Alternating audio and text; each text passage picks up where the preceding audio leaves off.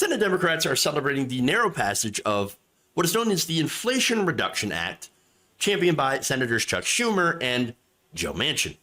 The $430 billion bill intended to fight climate change, lower some prescription drug prices, and raise some corporate taxes, passed by a 51-50 party line vote, with Vice President Kamala Harris breaking that tie. As expected, there were a lot of things that were stripped out. This was heavily pared down from the original Build Back Better. Remember, it went from $3.5 trillion to $2.2 trillion to $1.2 trillion to now $430 billion. So now some of the things that were stripped out, one of them, thanks to Kyrsten Sinema, was a $14 billion tax increase on private equity executives. So yay, win for the private equity guys. Now, Senate Republicans also forced the removal of a Democratic proposal that would have capped insulin at $35 for private insurers, or for people on private insurance. But look, before I get into more of the issues here, let me just talk about some of the good stuff. And again, you know, I have been pointing out a lot of the negatives, but there are some good things. And according to Public Citizen, for example, the legislation would empower Medicare to negotiate some drug prices for the first time. Again, not as far as I would want to go, but it's a start.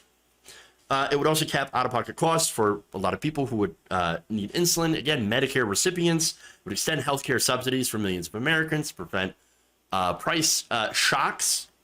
It would also support massive investment in renewable energy, force corporations to pay at least a 15% tax rate, and create a 1% tax on stock buybacks.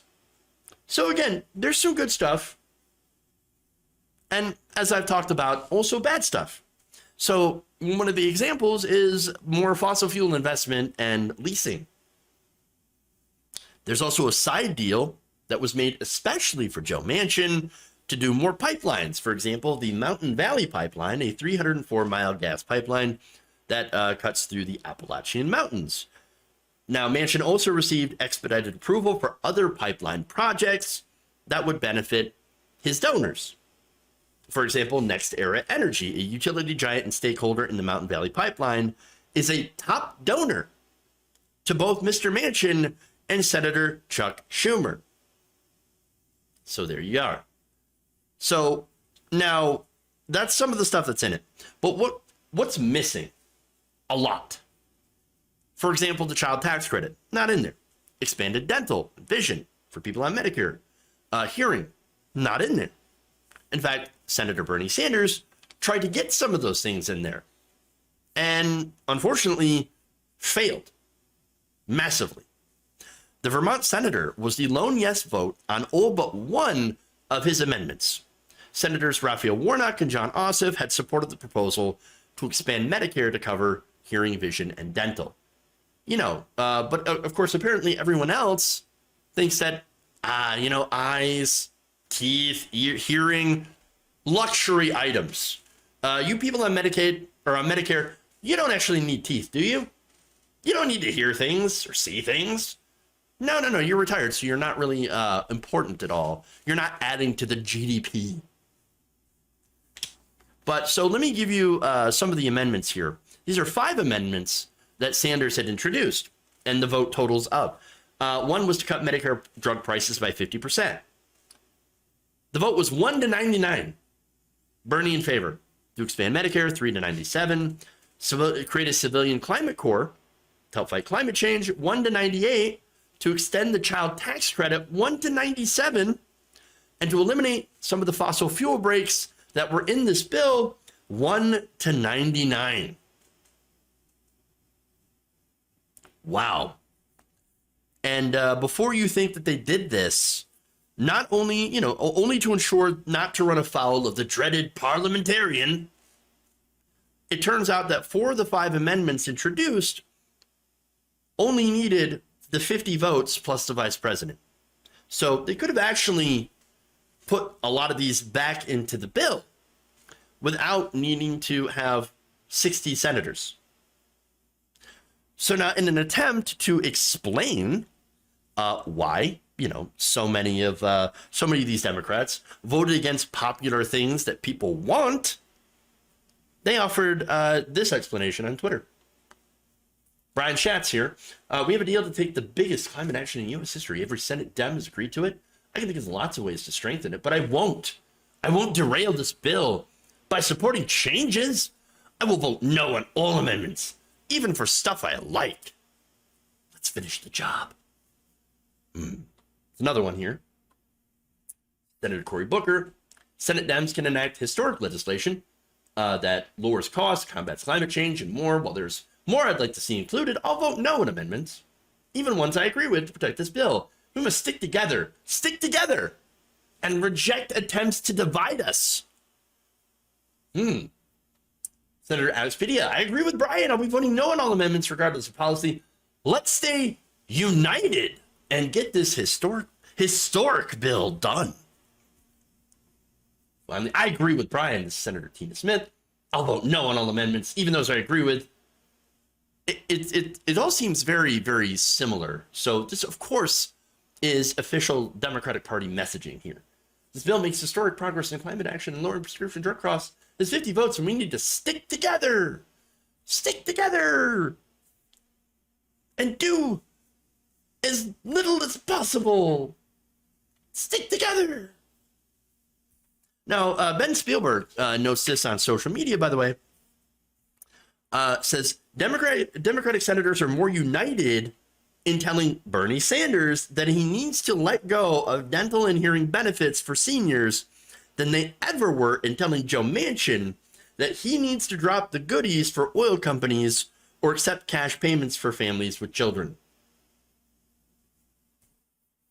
And added, notice how we need to stick together is being used here to tell Bernie, you need to shut up and accept what Joe Manchin and Democratic Party leadership have decided. And how we need to stick together was not used in any meaningful way to pressure Manchin and Sinema. Now, that is very true, and it is very, very devastating. And yet you have people that are celebrating that Democrats joined with Republicans to vote down some very popular amendments. Now, of course, people, some of you who might be watching say, Jeff, I understand. I like all these things, but, if they had tried to do it, Joe Manchin would have just walked away. And to that I say, probably. Fair. He would have. But do you know who didn't walk away after getting none of their amendments put onto this bill? None of them? It ain't Republicans, because every single Republican voted against the final package. No, it's Bernie Sanders. In fact, I'm going to show you a video here. This is what Bernie Sanders said about passage of the bill that he voted in favor of, despite getting none of his amendments in. So I have offered a series of amendments to strengthen the bill, which have not succeeded. Bottom line is that you have a bill which does some good things. We put some $300 billion into clean energy. And at a time when we face an existential threat in terms of climate change, this is a step forward. But on the other hand, as part of the deal, we're allowing oil and gas companies the opportunity to drill on millions of acres of public water and land. We're giving more tax breaks and corporate welfare to the oil industry. There is a reason why BP and Shell, two of the largest oil companies in this country, are supporting the bill. In terms of prescription drugs, this legislation takes a very baby step forward. We pay by far the highest prices in the world for prescription drugs. In some cases, you well know, we've talked about it, 10 times more than Canadians.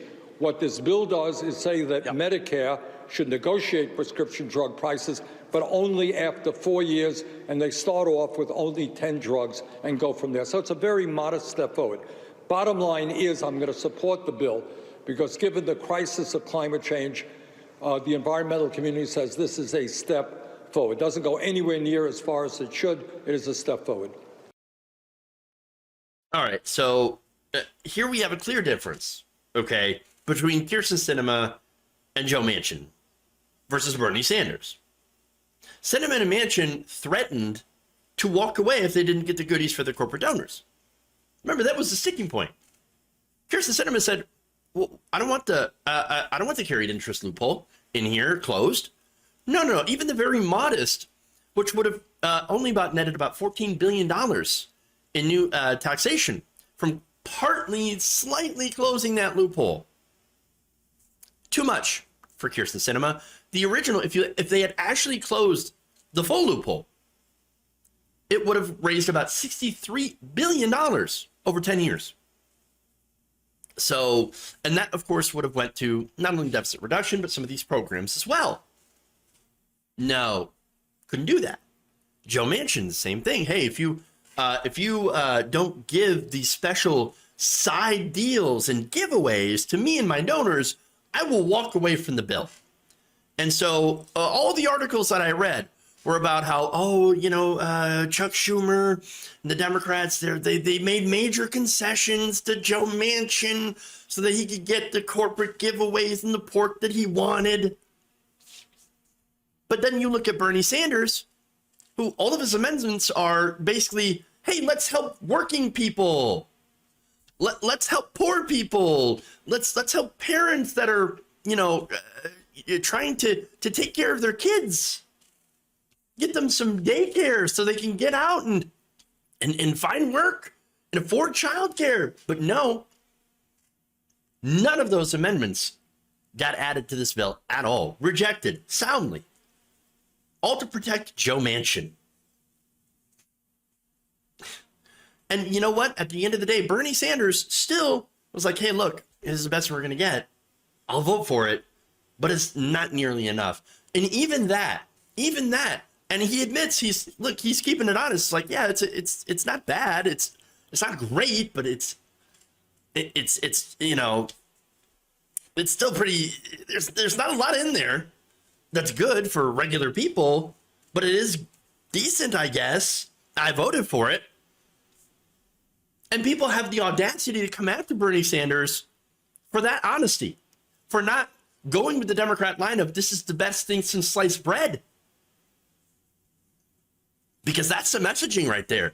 The messaging from Democrats is historic, wonderful, historic, the best thing, the greatest climate investment we have ever seen. And they go after him for not being a good Democrat. Oh, you're not a good Democrat. In fact, you're the one that's being divisive. Bitch, he voted for the bill. He voted in favor of it. He wasn't the one that was threatening to walk away. But there is this weirdo messaging coming from, I'm not the centrists, right? It's not the centrists, because they're not really centrists from the corporate Democrats and the people that are duped by a lot of this corporate media into thinking that people like Nancy Pelosi and Chuck Schumer are fighting for them. They think that it's Bernie Sanders that's the problem. Or that he's the one that's divisive, that he's the one that is threatening to tank bills. No, it's not Bernie Sanders. It's people like Manchin and Sinema that are not getting enough goodies and handouts, that they're the ones that are threatening to tank these bills.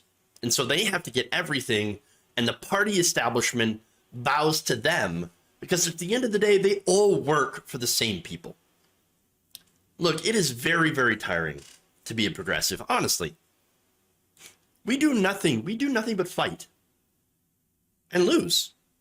And look, Democrats hate us, Republicans hate us, and it's all because we're trying to do the best for people and not for corporations.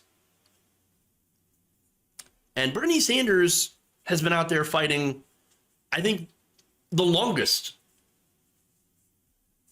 And look, he might not be appreciated by the people he works with, actively hated and demonized in the media. But you know what? We appreciate Bernie Sanders. And we appreciate what he's doing he's trying to do on our behalf.